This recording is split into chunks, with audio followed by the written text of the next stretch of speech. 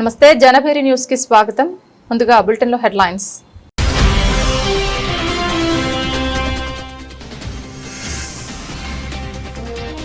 రాజమండ్రి కల్తీపాల ఘటనపై సీఎం చంద్రబాబు సమీక్ష. బాధితులకు మెరుగైన వైద్యం అందించాలని అధికారులకు ఆదేశం.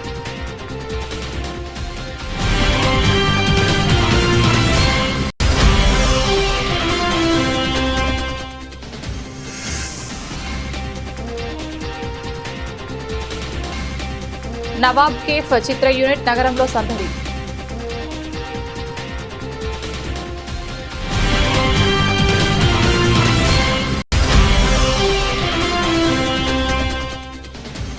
భవన నిర్మాణ కార్మికుల సమస్యల పరిష్కారంలో ప్రభుత్వ నిర్లక్ష్య వైఖరి నిరసిస్తూ విజయవాడ బిల్డింగ్ వర్కర్స్ యూనియన్ ఆధ్వర్యంలో గాంధీనగర్ ధర్నా చౌక్లో నిరసన.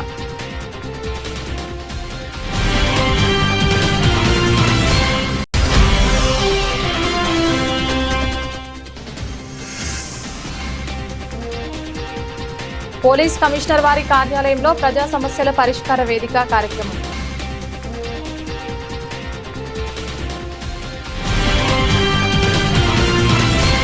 రాష్ట్రంలో సామాజిక మాధ్యమాల ద్వారా జరుగుతున్న తప్పుడు ప్రచారాలు, విద్వేషపూరిత మరియు అసభ్యకర పోస్టుల కట్టడికి ప్రభుత్వం కఠిన చర్యలు తీసుకుంటోందని హోంమంత్రి అనిత అసెంబ్లీలో స్పష్టం చేశారు. పాఠశాల విద్యార్థులు సోషల్ మీడియా వినియోగించకుండా నిరోధించేలా చట్టం తెచ్చే ఆలోచన కూడా ప్రభుత్వ పరిశీలనలో ఉందని ఆమె వెల్లడించారు. విద్వేషపూరిత పోస్టుల నియంత్రణకు పటిష్టమైన చర్యలు తీసుకుంటామని హోంమంత్రి వివరించారు. రాష్ట్రంలో సామాజిక మాధ్యమాల ద్వారా జరుగుతున్న తప్పుడు ప్రచారాలు, విద్వేషపూరిత మరియు అసభ్యకర పోస్టుల కట్టడికి ప్రభుత్వం కఠిన చర్యలు తీసుకుంటోందని హోంమంత్రి అనిత అసెంబ్లీలో స్పష్టం చేశారు. ఈ అంశంపై అడిగిన ప్రశ్నకు సమాధానమిస్తూ దీనిపై ప్రత్యేకంగా ఒక మంత్రివర్గ ఉపసంఘాన్ని ఏర్పాటు చేసినట్లు ఆమె వెల్లడించారు. నవాబ్ కేఫ్ చిత్ర యూనిట్ నగరంలో సందడి చేసింది. విడుదలైన అన్ని ప్రాంతాలలో ఈ చిత్రానికి ప్రేక్షకుల నుంచి విశేష స్పందన వస్తున్న నేపథ్యంలో ప్రేక్షకులను నేరుగా కలిసి వారికి కృతజ్ఞతలు తెలియజేసేందుకు విజయోత్సవ యాత్ర చేపట్టినట్లు హీరో శివ కందుకూరి తెలిపారు. Vijayawada Bandar road trend set మాల్లోని క్యాపిటల్ సినిమాస్లో నవాబ్ కేఫ్ చిత్రం విజయవంతంగా ప్రదర్శనమవుతోంది. ఈ సందర్భంగా హీరో శివ కందుకూరి, హీరోయిన్ తేజ అశ్విని, దర్శకుడు ప్రమోద్ హర్ష ప్రేక్షకులతో కలిసి చిత్రాన్ని వీక్షించారు. అనంతరం ప్రేక్షకులను నేరుగా కలుసుకొని ధన్యవాదాలు తెలియజేశారు. తెలుగు ప్రేక్షకులు కంటెంట్ ఉన్న చిత్రాన్ని తప్పనిసరిగా ఆదరిస్తారనడానికి తమ చిత్రమే నిదర్శనమని హీరో శివ కందుకూరి విలేకరుల సమావేశంలో పేర్కొన్నారు. నమస్కారం, నా పేరు శివ కందుకూరి. తను తేజు అశ్విని అండ్ తను ప్రమోద్ హర్ష, నవాబ్ కేఫే టీమ్ మేము. సో మా సినిమా ఫ్రైడే నాట్ రిలీజ్ అయింది. చాలా బ్యూటిఫుల్ రెస్పాన్సెస్ వస్తూ ఉన్నాయి. అలాగే అందులో భాగంగా బేసిక్గా విజయవాడ నుంచి చాలా మెసేజెస్ వచ్చాయి దట్ ఇక్కడ ఆడియన్స్ అంతా చాలా ఎంజాయ్ చేస్తున్నామని అన్నారు. అండ్ ఫ్రైడే, సాటర్డే, సండే వచ్చి హైదరాబాద్లో థియేటర్స్ అన్నీ తిరిగాము, ఆడియన్స్తో ఇంటరాక్ట్ అయ్యాము. వాళ్ళంతా చాలా ఎమోషనల్గా ఫీల్ అయ్యారు. ఎంతోమంది ఫ్యామిలీస్తో మాట్లాడే ఆపర్చునిటీ దొరికింది, ఎంతోమంది మిడిల్ ఏజ్డ్ పీపుల్తో మాట్లాడే ఆపర్చునిటీ దొరికింది. వాళ్ళ నాన్నగారితో, వాళ్ళ ఫ్యామిలీస్తో థియేటర్స్ దాకా వస్తూ మమ్మల్ని బ్లెస్ చేస్తున్న ఎంతోమంది ఆడియన్స్తో మాట్లాడే ఆపర్చునిటీ దొరికింది. సో ఎప్పుడైతే విజయవాడలో నుంచి మాకు ఇన్ని మెసేజెస్ వచ్చాయో డెఫినెట్గా ఇక్కడున్న ప్రేక్షకులను కూడా ఒక మాట కలుద్దాము, పర్సనల్గా మా థ్యాంక్ యూ చెప్దాము అనే ఒకే ఒక ఇంటెన్షన్తో ఇక్కడికి వచ్చాము. So it feels very nice అండి. ఇందాక ఇంటర్వెల్ టైంలో కూడా బేసిక్గా ఆడియన్స్ రియాక్షన్స్ అన్నీ చూస్తుంటే చాలా బ్యూటిఫుల్గా అనిపించింది. మేము సినిమాలు చేసేది ఒకే ఒక రీజన్ కంటే జనాదరణ ఉంటే అంతకన్నా bigger gift as actors and as film makers మాకు ఉండదు. అండ్ ఎప్పుడైతే ఆడియన్స్ యాక్సెప్టెన్స్ ఈ లెవెల్లో ఉందో డెఫినెట్గా మేము మా వంతు మ్యాక్సిమం ఎఫర్ట్ పెట్టి ఆడియన్స్ దాకా వచ్చి వాళ్ళకి థ్యాంక్ యూ చెప్పాలి. అది మా రెస్పాన్సిబిలిటీ అది. అండ్ పర్టికులర్లీ విజయవాడ నుంచి మాకు చాలా బ్యూటిఫుల్ రెస్పాన్సెస్ వస్తూ వచ్చాయి. సో అందుకని మేము ముగ్గురం ఫస్ట్ థ్యాంక్ యూ మీట్ ఏదైతే ఉందో మా సినిమాకి విజయవాడ నుంచే మొదలెట్టాలని అనుకుని ఇక్కడికి వచ్చాము. సో ఇక్కడ ఒక్క చోట కాకుండా అక్రాస్ ఆంధ్ర అండ్ తెలంగాణ మా సినిమాకి ఇంత సపోర్ట్ చేస్తూ మమ్మల్ని నమ్మి థియేటర్ దాకా వచ్చిన ప్రతి ఒక్కరికి చాలా పెద్ద థ్యాంక్ యూ అండి. బికాజ్ ఆడియన్స్ అనేది they are the biggest thing. మనం ఎంత పెద్ద సినిమా చేసినా ఆడియన్స్ సపోర్ట్ అనేది that is the biggest thing for any film maker. So మమ్మల్ని థియేటర్స్ దాకా వచ్చి సపోర్ట్ చేస్తున్న ప్రతి ఒక్క ప్రేక్షకులకి పేరున థ్యాంక్ యూ. అండ్ మీకు సినిమా కనుక నచ్చినట్టయితే దయచేసి మీ ఫ్యామిలీ అండ్ ఫ్రెండ్స్కి చెప్పండి, వాళ్ళకి తీసుకొచ్చి సినిమా చూపించండి. అండ్ మీకు నచ్చకపోయినా మాకు మెసేజ్ చేయండి, బికాజ్ అదే మాకు లర్నింగ్ ఎక్స్పీరియన్స్ అండి సినిమా పరంగా. So we are all very happy to be here today, and my director will speak a few words. నమస్కారం, నా పేరు తేజు అశ్విని. ఫస్ట్ మేము ఇక్కడికి వస్తున్నాం అనగా మీరు అందరూ వచ్చిన దానికి చాలా చాలా థ్యాంక్స్. అండ్ మీ కాన్స్టెంట్ సపోర్టే మాకు ఇంకా మా ఫిల్మ్ని ఫ్యామిలీలోకి తీసుకెళ్లే అవకాశం మాకు దొరుకుద్ది. అండ్ ఫస్ట్ నాకు ఇది విజయవాడ చాలా పర్సనల్ కనెక్షన్, బికాజ్ మా నాన్న పుట్టిన ఊరు, మా మమ్మీ వచ్చి మచిలీపట్నం నుంచి. సో ఇంకా నాకైతే చాలా డిఎమ్స్ వచ్చినాయి, ఎందుకంటే రాజ్ సార్ వచ్చి ఒక ప్రెస్ మీట్లో ఇలాగ విజయవాడ మచిలీపట్నంలో ఉంటుంది అమ్మాయి అంటే వాళ్ళ రూట్స్ అక్కడి నుంచి అనగా నాకు చాలా డిఎమ్స్ వచ్చినాయి, విజయవాడ రండి, విజయవాడలో వచ్చి కలవండి అనగా. అండ్ ఇంకా మాకు ఫ్యామిలీలోకి సినిమా తీసుకెళ్ళాలి, చాలామందికి ఇది తెలియాలి అన్న అప్పుడు ఫస్ట్ నాకు ఫ్యామిలీ అనగానే ఇంకా మా నాన్న ఊరికన్నా పెద్దగా నాకేం అనిపించలే. సో ఫస్ట్ మేము ఇంకా విజయవాడ వచ్చేద్దాం అని చెప్పి ఇంకా మా ప్రొడ్యూసర్తో గొడవపడి వెళ్దాము అనుకుని మేము వచ్చాము. And very very happy. ఈ సినిమా మీరు మీ ఫ్యామిలీతో వెళ్ళి ఏ అన్కంఫర్టబుల్ సిచ్యువేషన్స్ లేదా అన్కంఫర్టబుల్ సీన్స్ లేకుండా మీ ఫ్యామిలీతో, మీ పేరెంట్స్తో, మీ కిడ్స్తో ఎంజాయ్ చేసేటట్టు ఒక మూవీ. లైఫ్ ఇంపార్టెన్స్ గురించి చెప్పిస్తుంది ఈ మూవీలో. పేరెంట్స్ అనేది ఎంత ఇంపార్టెంట్, మనకు రెస్పాన్సిబిలిటీస్ ఉండగా మనం మర్చిపోతాం పేరెంట్స్కి ఎంత టైం ఇవ్వాలనేది ఎప్పుడు మర్చిపోతాం, అది గుర్తు చేసే ఒక మూవీ. అండ్ డెఫినెట్లీ మీ అందరికి నచ్చుతుందని నమ్ముతున్నాను. ప్లీజ్ మీ ఫ్రెండ్స్ అందరినీ, మీ ఫ్యామిలీని, మీ కిడ్స్ని, స్పెషల్లీ కిడ్స్ని తీసుకెళ్ళి చూపించండి. You will all love it. Thank you so much. Hello అండి, నా పేరు Pramod Harsha. Actually cinema Friday రోజు రిలీజ్ చేసామండి. సో మంచి రెస్పాన్స్ వస్తుంది. సో దాని తర్వాత అంటే మీ అందరితో ఇంటరాక్ట్ అవుదామని చెప్పి విజయవాడ ఇవన్నీ తిరుగుదామని చెప్పి ఫస్ట్ విజయవాడ నుంచి స్టార్ట్ చేసామండి. సో మీరందరి సపోర్ట్ ఉంటుందని డెఫినెట్గా మా మూవీ సైడ్ నుంచి కూడా చూసిన వాళ్ళందరూ చాలా ఎమోషనల్గా ఉంది, ఇంకొంచెం ఫ్యామిలీలోకి తీసుకెళ్తే ఇంకా బాగుంటుంది అనే కొన్ని మెసేజెస్ చెప్తున్నారు. సో అందుకే మేము పర్సనల్గా వచ్చి ఇంటరాక్ట్ అయ్యి ఫిలింని ప్రమోట్ చేస్తున్నామండి. సో మీ అందరి సపోర్ట్ ఇలాగే ఉండాలని అనుకుంటున్నాను. Thank you.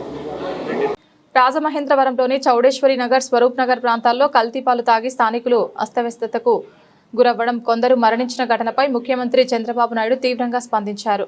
ప్రస్తుతం బాధితులకు అందుతున్న వైద్య సేవలు సమీక్షించిన ముఖ్యమంత్రి వారికి మెరుగైన చికిత్స అందించాలని ఆదేశించారు. పరిస్థితిని పర్యవేక్షించేందుకు ఫుడ్ సేఫ్టీ, వైద్య ఆరోగ్య శాఖ ఉన్నతాధికారులు తక్షణమే రాజమహేంద్రవరం వెళ్లాలని ఆయన ఆదేశించారు. రాజమహేంద్రవరంలోని చౌడేశ్వరి నగర్, స్వరూప్ నగర్ ప్రాంతాల్లో కల్తీ పాలు తాగి స్థానికులు అస్వస్థతకు గురవ్వడం, కొందరు మరణించిన ఘటనపై ముఖ్యమంత్రి చంద్రబాబు నాయుడు తీవ్రంగా స్పందించారు. ఈ విషయంపై జిల్లా కలెక్టర్, ఎస్పీ, వైద్యారోగ్య మరియు ఫుడ్ సేఫ్టీ అధికారులతో ఆయన సమీక్ష నిర్వహించి వివరాలు అడిగి తెలుసుకున్నారు. రాజమహేంద్రవరం పరిసరాల్లో విక్రయదారులు సుమారు 106 ఇళ్లకు పాలు పంపిణీ చేశారని, ఇప్పటికే 75 మంది నుంచి శాంపిల్ సేకరించామని అధికారులు సీఎంకు వివరించారు. ప్రస్తుతం బాధితులకు అందుతున్న వైద్య సేవలు సమీక్షించిన ముఖ్యమంత్రి వారికి మెరుగైన చికిత్స అందించాలని ఆదేశించారు. క్షేత్రస్థాయిలో వైద్య శిబిరాలు, ర్యాపిడ్ టెస్ట్, మెడికల్ క్యాంపులు ఏర్పాటు చేసినట్లు అధికారులు వెల్లడించగా పాల నమూనాలను సేకరించి పరీక్షల నిమిత్తం ల్యాబ్కు పంపినట్లు తెలిపారు. ఈ పరీక్షల ఫలితాలు రాగానే బాధితులైన విక్రయదారులపై కఠిన చర్యలు తీసుకోవాలని సీఎం స్పష్టం చేశారు. అలాగే పరిస్థితిని పర్యవేక్షించేందుకు ఫుడ్ సేఫ్టీ, వైద్య ఆరోగ్య శాఖ ఉన్నతాధికారులు తక్షణమే రాజమహేంద్రవరం వెళ్లాలని ఆయన ఆదేశించారు.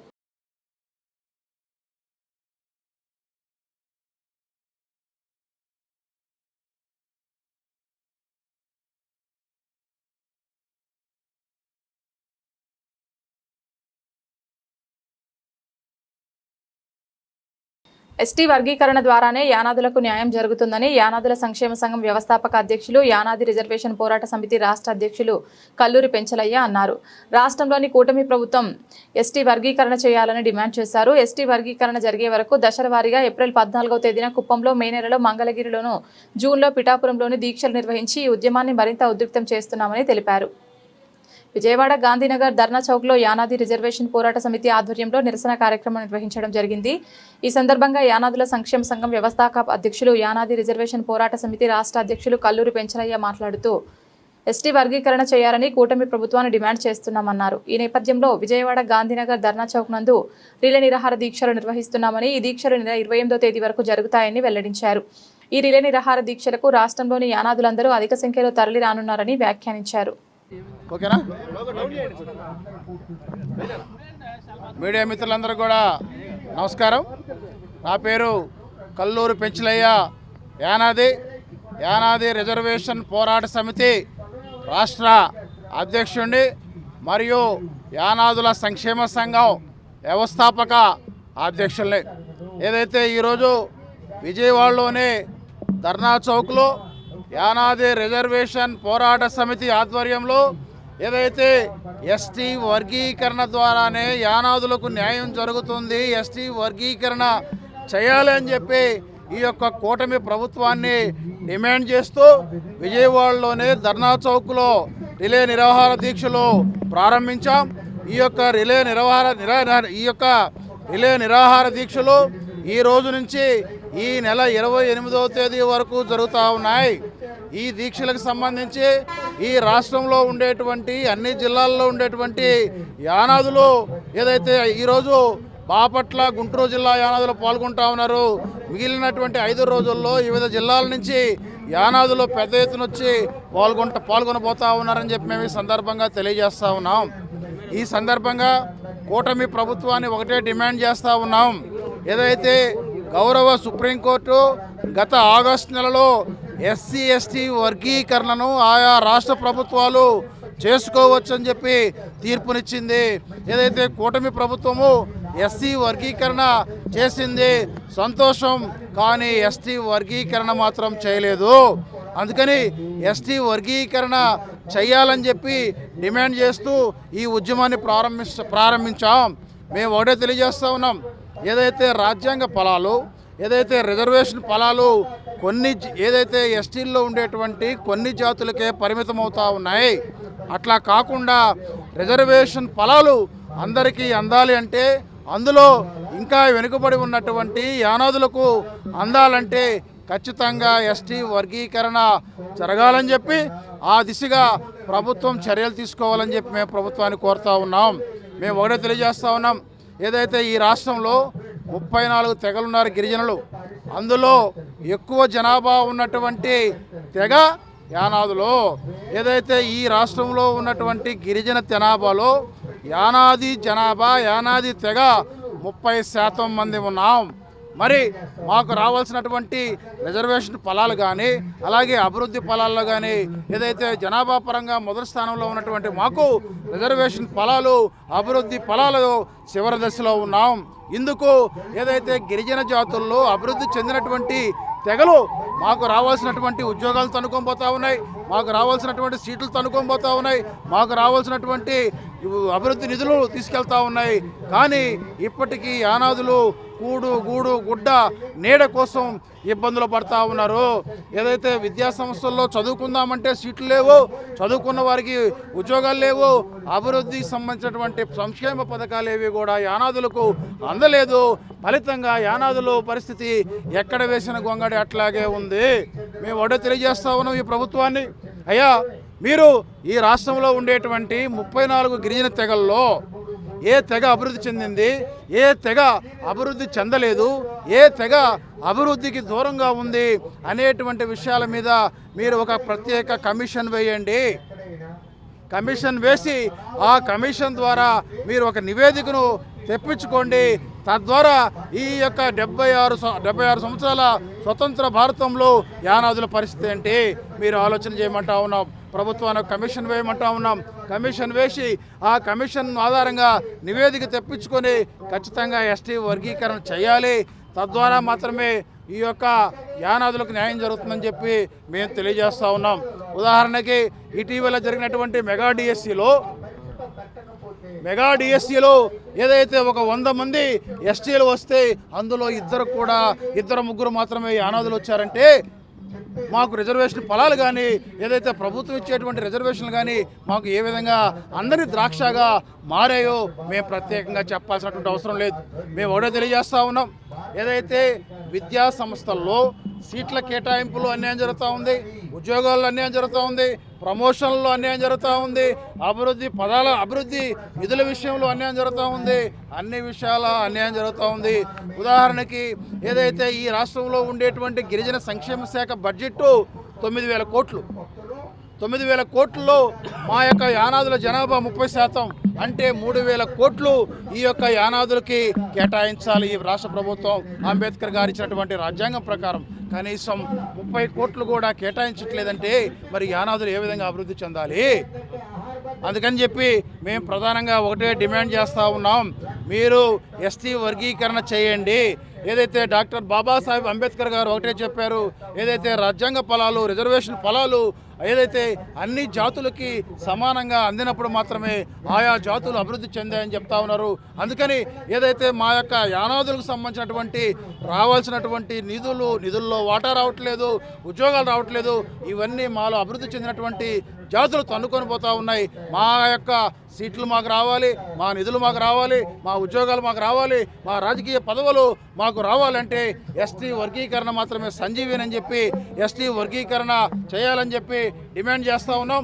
అలాగే ఏదైతే ఎస్టీ వర్గీకరణకు సంబంధించి ఇక్కడ ఈరోజు 28 వరకు దీక్షలు చేస్తూ ఉన్నాం. ఏదైతే ఏప్రిల్ 14వ తేదీన కుప్పంలో చేయబోతా ఉన్నాం, అలాగే మే నెలలో మంగళగిరిలో, అలాగే జూన్లో పులివెందులలో, అలాగే జూలైలో పిఠాపురంలో ఇట్లా దశల వారీగా ఎస్టీ వర్గీకరణకు సంబంధించి ఉద్యమం చేయబోతా ఉన్నామని చెప్పి ఈ సందర్భంగా తెలియజేస్తా ఉన్నాం. నమస్కారం, నా పేరు బాపట్ల బ్రహ్మయ్య. నేను యానాల సంక్షేమ సంఘం జనరల్ సెక్రటరీగా పనిచేస్తున్నాను. అయితే మేము ఒకటే కోరుకుంటున్నాము, గత ప్రభుత్వంలో జగన్మోహన్ రెడ్డి గారు పాదయాత్రలో భాగంగా యానాదులకు ప్రత్యేక కార్పొరేషను ఎమ్మెల్సీ ఇస్తానని హామీ ఇచ్చారు. ఆ హామీని వాళ్ళు నిలబెట్టుకోగా హామీని తుంగలో దొక్కారు. ఆ విధంగా జగన్మోహన్ రెడ్డి గారికి 11 సీట్లు ఇచ్చి మరి ఇక్కడ తాడేపల్లి ప్యాలెస్లో కూర్చోబెట్టడం జరిగింది. అదేవిధంగా మేము కూటమి ప్రభుత్వాన్ని ఒకటే కోరుతున్నాము, అయ్యా మీరే ఇచ్చారు హామీ. లోకేష్ బాబు గారు పాదయాత్రలో భాగంగా చంద్రబాబు నాయుడు గారు బహిరంగ సభలో యానాదులు అంటే అమాయకులు, యానాదులు అంటే తెలివి తక్కువవారు, యానాదులు సామాజికంగా కానీ ఆర్థికంగా కానీ రాజకీయంగా కానీ అన్ని రంగాల్లో వెనకబడిన జాతి యానాదులని మీరే అన్నారు. మరి అధికారంలోకి వచ్చి 2 సంవత్సరాలు కావస్తుంది. అగ్రకులాల అందరి వరకు కూడా కార్పొరేషన్లు ఇచ్చారు. మరి అన్ని రంగాలు వెనకబడిన యానాదులకు మాత్రం ఇంతవరకు కార్పొరేషన్ ప్రకటించి మాత్రం సిగ్గుచేటు. మేము ఒకటే అడుగుతున్నాము, ఈ రోజు నుంచి అయినా సరే యానాదుల్ని తెలివి తక్కువ మీరు అన్నారు కాబట్టి యానాదులను గుర్తించి ప్రత్యేక కార్పొరేషన్ ఇవ్వాలని మేము ఈరోజు ఈ విజయవాడ ధర్నా చౌక్లో డిమాండ్ చేస్తూ, అంతేకాకుండా ఈ యొక్క రిలే దీక్ష ఇంతతో కాకుండా త్వరలో మీ నియోజకవర్గం కుప్ప నియోజకవర్గంలో కూడా మళ్ళీ ఏప్రిల్ 14వ తారీఖు రాష్ట్ర వ్యాప్తంగా ఈ యొక్క దీక్షలు కొనసాగుతాయని డిమాండ్ చేస్తూ సెలవు తీసుకుంటున్నాను. జై యానాది. రాష్ట్రంలోని కూటమి ప్రభుత్వం భవన నిర్మాణ కార్మికుల సమస్యల పరిష్కారంలో నిర్లక్ష్య వైఖరిని ప్రదర్శించడం బాధాకరమని ఏఐటీసీ నగర కార్యదర్శి సాంబశివరావు ఆవేదన వ్యక్తం చేశారు. గతంలో అధికారంలో ఉన్న ప్రభుత్వ సంక్షేమ బోర్డును నిలుపుదల చేయడం జరిగిందని, క్లెయిమ్లను నిలిపివేయడం జరిగిందని మండిపడ్డారు. ఎన్నికల సమయంలో అధికారంలోకి వస్తే క్లెయిమ్లు అన్నింటినీ రికవరీ చేస్తామని, అందరికీ అందేలా చూస్తామని హామీ ఇచ్చిన కూటమి ప్రభుత్వం భవన నిర్మాణ కార్మికులను విస్మరించిందని, మేనిఫెస్టోలో పొందుపరిచిన విధంగా తమ సమస్యలను పరిష్కరించాలని ఆయన విజ్ఞప్తి చేశారు. భవన నిర్మాణ కార్మికుల సమస్యల పరిష్కారంలో ప్రభుత్వం నిర్లక్ష్య వైఖరిని నిరసిస్తూ విజయవాడ బిల్డింగ్ వర్కర్స్ యూనియన్ ఆధ్వర్యంలో గాంధీనగర్ ధర్నా చౌక్లో నిరసన కార్యక్రమం నిర్వహించారు. ఈ సందర్భంగా ఏఐటీసీ నగర కార్యదర్శి సాంబశివరావు మాట్లాడుతూ, గతంలో అధికారంలో ఉన్న ప్రభుత్వం సంక్షేమ బోర్డును నిలుపుదల చేయడం జరిగిందని, క్లెయిమ్లను నిలిపివేయడం జరిగిందని ఆవేదన వ్యక్తం చేశారు. తర్వాత అధికారంలోకి వచ్చిన కూటమి ప్రభుత్వం ఎన్నికల సమయంలో క్లెయిమ్ అన్నింటినీ రికవరీ చేస్తామని, అందరికీ అందేలా చూస్తామని మేనిఫెస్టోలో కూడా తెలపడం జరిగిందన్నారు. నా పేరు Bevara Srinivasarao, Vijayawada building worker union నగర అధ్యక్షులు. ఈరోజు ధర్నా చౌక్లో మేము ధర్నా పెట్టడానికి రాష్ట్ర ప్రభుత్వం రాష్ట్రం అంతా కూడా భవన నిర్మాణ కార్మికులు మరి కూటమి ప్రభుత్వం అధికారంలోకి రాకముందు సంక్షేమ బోర్డు పునరుద్ధరిస్తాం, మీ సంక్షేమ బోర్డులో 46,000 క్లెయిములన్నీ కూడా పరిష్కరిస్తాం, అలాగే యథాప్రకారంగా కొనసాగిస్తాం. మరి కూటమి ప్రభుత్వం అధికారంలోకి వచ్చిన తర్వాత కూడా ఎక్కడ కూడా పట్టించుకున్నటువంటి ప్రభుత్వం. మరి మేము 3 సార్లు కూడా chief secretary Andhra Pradesh labour Adiseshagiri Rao గారికి మేము వినతి పత్రం ఇస్తే పాపం గవర్నమెంట్ ఎంప్లాయీ అయింది కూడా ఆయన స్పందించి ఈ సంక్షేమ బోర్డు చైర్మన్గా ఉన్నటువంటి వలవల బాబ్జీ గారు మరి ఆయనకి ఫోన్ చేయడం జరిగింది. ఏమండి భవన నిర్మాణ కార్మికులు తిరుగుతున్నారు, వీళ్ళ సంక్షేమ బోర్డు ఏర్పాటు చేస్తామన్నాం కదా అని చెప్పానని అడిగితే, నేను చంద్రబాబు నాయుడు గారికి చెప్తానని చెప్పని అన్నారు. అలాగే కాలయాపన 2 సంవత్సరాలు కానిచ్చి మొన్న ఈ మధ్యలో నామమాత్రంగా భవన నిర్మాణ కార్మికుడికి 40,000 రూపాయల పెళ్లి కానుక, 20,000 రూపాయల ప్రస్తుతిథి, 20,000 రూపాయలు డెత్కి, 60,000 రూపాయలు చనిపోయిన అర్హులైన వారికి ఇస్తానని చెప్పని అంటున్నారు. ఇదే నా కూటమి ప్రభుత్వం పనితీరు. మరి పక్క రాష్ట్రంలో ఉన్నటువంటి కాంగ్రెస్ పార్టీ రేవంత్ రెడ్డి గారు మరి అక్కడ ఉన్నటువంటి కార్మికుడు మరణిస్తే 10 లక్షల రూపాయలు ఇస్తామని చెప్పని ఇస్తున్నారు. మరి కూటమి ప్రభుత్వం మీరు ఎందుకు ఇవ్వలేకపోతున్నారు? మరి ప్రతిదీ కూడా భవన నిర్మాణం పట్టినటువంటి ప్రతి దాంట్లో కూడా కార్పొరేషన్లో కూడా ప్రతి బిల్డింగ్కి 2.2% సెస్ వసూలు చేసి మరి భవన నిర్మాణ కార్మికులకి మరి అందే విధంగా చూడాలని చెప్పనంటే మరి దాన్ని మీరు దారి మళ్లించే విధంగా చేస్తున్నారు. పాప డిప్యూటీ సీఎం పవన్ కళ్యాణ్ గారు కూడా మొన్న సంక్షేమ బోర్డు మరి అధికారంలోకి రాకముందు కూడా మరి ఆయన మీ సంక్షేమ బోర్డు చేస్తామని చెప్పన్నారు. ఆయన పక్కనే ఉన్నాడు. మొన్న మహాశివరాత్రి సందర్భంగా జనసేన పార్టీకి ఆయన సభ్యత్వం కట్టడానికి నాదండ్ల మోహన్ గారిని పిలిపించి సభ్యత్వం కట్టించారు. ఓకే, అది మీ ఇష్టం, మీ సభ్యత్వం కాబట్టి జనసేన కట్టుకోండి, మాకేం అభ్యంతరం లేదు. కానీ పార్టీ ఖర్చులకి 2 కోట్ల రూపాయలు మరి పవన్ కళ్యాణ్ గారు ఇచ్చారు. మేము కార్మికులు భవన నిర్మాణ కార్మికులు కనబట్లేదా? నువ్వేమని మాట ఇచ్చావు? మీ సంక్షేమం మేము అధికారంలోకి రాగానే, కూటమి ప్రభుత్వం అధికారంలోకి రాగానే మేము సంక్షేమ బోర్డు నిర్మించి నా సొంత ఖర్చు సొంత డబ్బులు 1 కోటి రూపాయలు వేస్తానని చెప్పాను అన్నావు. మేము భవన నిర్మాణ కార్మికులు బిచ్చగాళ్ళు కాదు నువ్వు వేయటానికి, నువ్వు వేసని చెప్పని మాట ఇచ్చావా? ఆ మాట కూడా ఇవ్వలేదు. మరి ఎప్పటికైనా సరే కూడా ప్రభుత్వాలు స్పందించి మరి పక్క రాష్ట్రంలో ఉన్నటువంటి రేవంత్ రెడ్డి గారు 10 లక్షల రూపాయలు ఇవ్వాలి. మా ఆంధ్రప్రదేశ్ రాష్ట్రంలో 46,000 క్లెయిములు ఉన్నాయి. ఆ క్లెయిములంటలో కూడా పరిష్కారం చేయాలి. మరి అందుకే ఈరోజు ధర్నా పెట్టి మేము సబ్ కలెక్టర్ గారికి మేము మెమోరాండం కూడా నా భవన నిర్మాణ కార్మికులకు అక్కడికి చెప్పి మేము చెప్పుకుంటున్నాం. పోలీస్ కమిషనర్ వారి కార్యాలయంలో ప్రజా సమస్యల పరిష్కార వేదిక కార్యక్రమంలో ఫిర్యాదులు సేకరించామని డీసీపీ ఏబీటీఎస్ ఉదయరాణి తెలిపారు. ప్రతి సమస్యను క్షుణ్ణంగా పరిశీలించి సంబంధిత అధికారులకు తెలియజేస్తున్నామని చెప్పారు. ప్రజా సమస్యల సత్వర పరిష్కారం కోసం ప్రతి సోమవారం ఉదయం 10 గంటల నుంచి 1 గంట వరకు ఎన్టీఆర్ జిల్లా పోలీస్ కమిషనర్ కార్యాలయంలో ప్రజా సమస్యల పరిష్కార వేదిక కార్యక్రమం నిర్వహించారు. పోలీస్ కమిషనర్ ఎస్పీ రాజశేఖర్ బాబు ఆదేశాల మేరకు డీసీపీ ఏబీటీఎస్ ఉదయరాణి కార్యక్రమాన్ని నిర్వహించారు. బాధితుల నుండి ఫిర్యాదులు స్వీకరించి ప్రత్యక్షంగా మాట్లాడి సమస్యలు తెలుసుకున్నారు. ఫిర్యాదుదారుల ఆ సమస్యలను పరిష్కరించడానికి ఆయా స్టేషన్ పరిధిలో సంబంధిత అధికారులకు ఆదేశాలు జారీ చేశారు. కార్యక్రమంలో ఇతర అధికారులు, సిబ్బంది పాల్గొని ఫిర్యాదుల పరిష్కారానికి సహకరించారు.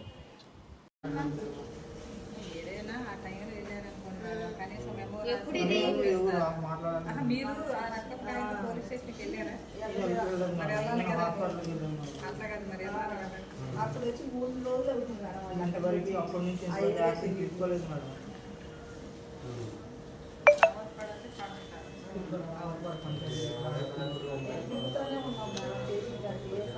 మహిళా పోలీస్ స్టేషన్ మిమ్మల్ని కొట్టింది ఆ పోలీస్ స్టేషన్లో చూపించండి. ఇది మీ ఓటీ నెంబర్, దీన్ని బట్టి వాళ్ళు సర్టిఫికేట్ తెలుసుకుంటారు. ఇచ్చాము మేము 5 నెలలు బట్టి తిరుగుతున్నాం మేడం. మాట్లాడుకున్నారు కానీ మేడం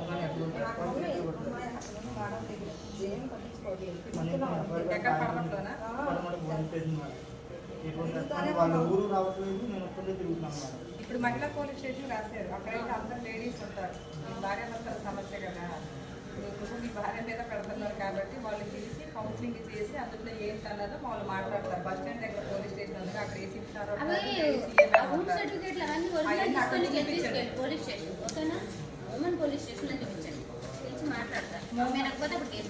ఓకేనా? మీరు మహిళా పోలీస్ స్టేషన్కి వెళ్ళండి, అక్కడే అందరు లేడీస్ ఉంటారు.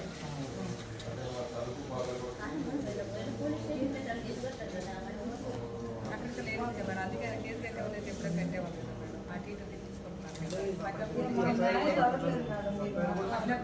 ప్రజా సమస్యల పరిష్కార వేదిక ద్వారా వినతులను స్వీకరిస్తున్నామని జాయింట్ కలెక్టర్ ఇలాఖియా తెలిపారు. అర్జీదారులు తమ అర్జీలను వెబ్సైట్ నందు నమోదు చేసుకోవచ్చని, నమోదైన అర్జీల స్థితి, సంబంధిత సమాచారం తెలుసుకునేందుకు 1100కి నేరుగా కాల్ చేయవచ్చని తెలియజేశారు. సోమవారం కలెక్టరేట్లో ప్రజా సమస్యల పరిష్కార వేదిక మీకోసం పబ్లిక్ గ్రీవెన్స్ రెడ్రెసల్ సిస్టమ్ కార్యక్రమం ద్వారా ప్రజల నుండి వినతులు స్వీకరించడం జరుగుతుందని జాయింట్ కలెక్టర్ ఇలకియా తెలిపారు. ప్రభుత్వ ఆదేశాల మేరకు ప్రజా సమస్యల పరిష్కారానికి పీజీఆర్ఎస్ ద్వారా అర్జీల స్వీకరణ చేపట్టనున్నట్లు తెలిపారు. కలెక్టరేట్, డివిజన్, మున్సిపల్, మండల కేంద్రాల్లో సంబంధిత అధికారులు ప్రజలకు అందుబాటులో ఉండి అర్జీలు స్వీకరిస్తారన్నారు. అదేవిధంగా కలెక్టర్ కార్యాలయం శ్రీ పింగళి వెంకయ్య సమావేశ మందిరంలో రెవెన్యూ క్లినిక్ సేవలు కూడా అందుబాటులో ఉంటాయని, ప్రజలు ఈ అవకాశాన్ని సద్వినియోగం చేసుకోవాలని కోరారు. అదేవిధంగా అర్జీదారులు తమ అర్జీలను meekosom.ap.gov.in వెబ్సైట్ నందు నమోదు చేసుకోవచ్చని, నమోదైన అర్జీల స్థితి, సంబంధిత సమాచారం తెలుసుకునేందుకు 1100కి నేరుగా కాల్ చేయవచ్చన్నారు.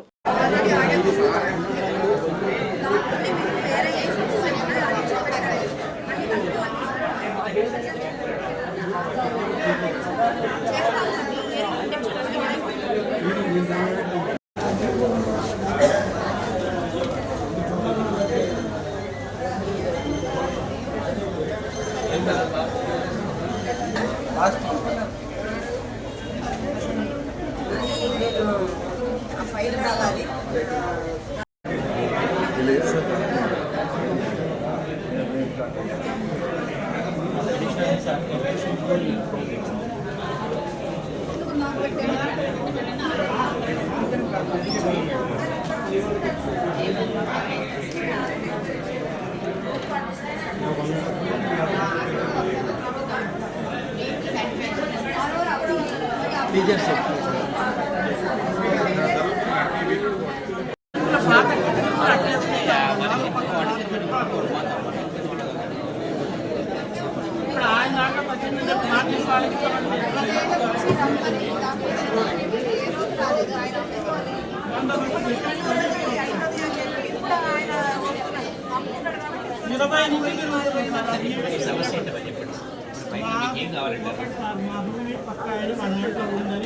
బులెటిన్ ముగించే ముందు హెడ్లైన్స్ మరొకసారి.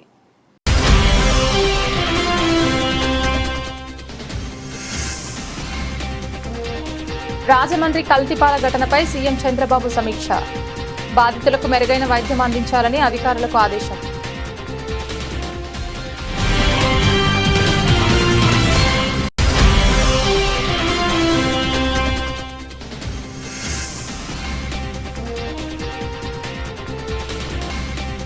నవాబ్ కేఫ్ చిత్ర యూనిట్ నగరంలో సందడి.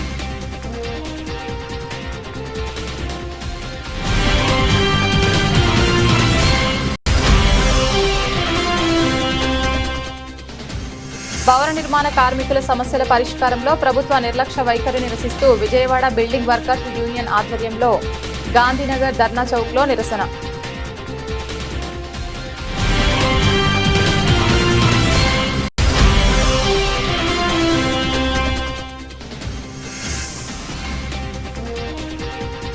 పోలీస్ కమిషనర్ వారి కార్యాలయంలో ప్రజా సమస్యల పరిష్కార వేదిక కార్యక్రమం.